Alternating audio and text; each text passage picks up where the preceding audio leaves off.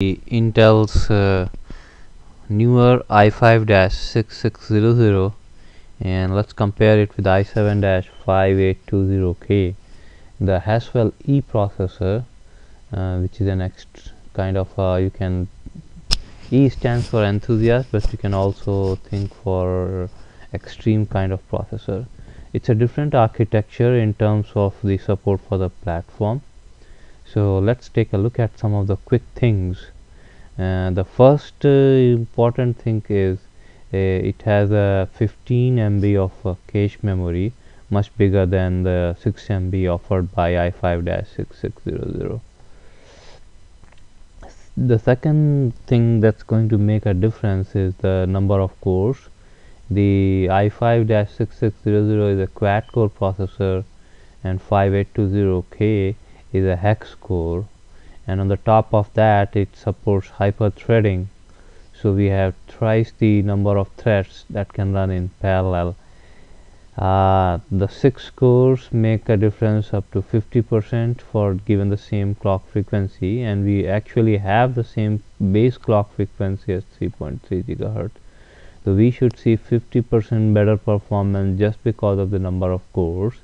Of course, the turbo clock frequency is higher in case of i5-6600, but we also have a higher number of threads that makes another 15% improvement.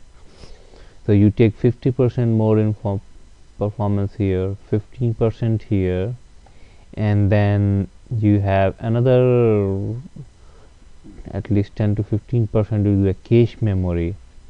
So if you take into account these three things, you have a substantially faster processor.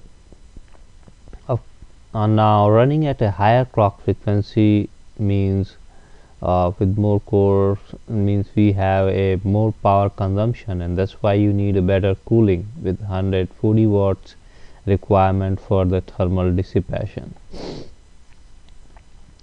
The Haswell E also has wider bandwidth for the memory, which means we have much better maximum memory bandwidth, the rate the data can transfer from processor to the memory.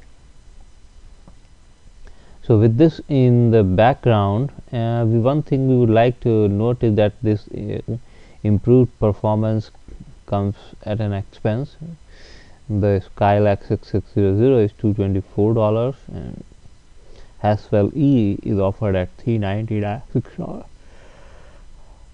Still much affordable. Let's take a look at the pass mark score. We have 7,382 for i5-6600 and close to 13,000 for Haswell E 5820K. That's close to 80% more performance, and possibly worth it if you are really looking for a fast processor. The one more thing is the Haswell E. Haswell E does not have the integrated graphics HD graphics 530, because integrating the HD graphics will consume more power, and therefore it may it's already at the 140 watts at the almost at the edge of the extreme cooling required by 140 watts processor.